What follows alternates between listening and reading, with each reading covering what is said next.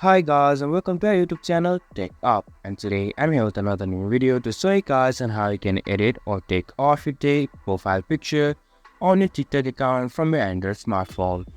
To do so, first of all, just open up your TikTok app, making sure you have a stable Wi-Fi connection. And after that, just go into your profile. And after going onto your profile, you can see there's an option for edit profile right here on your screen. Click on edit profile.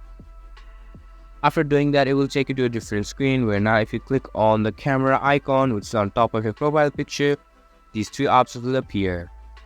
Here there is no an option for take off your profile picture from TikTok, but you can definitely change it if you don't like it. So it is not currently possible to take a picture off your TikTok account, but also you can definitely post a new one there. You can just take a photo right now, or you can also select from your gallery. Select any option that you find fit, and after that you can upload a new photo on your profile picture on your TikTok.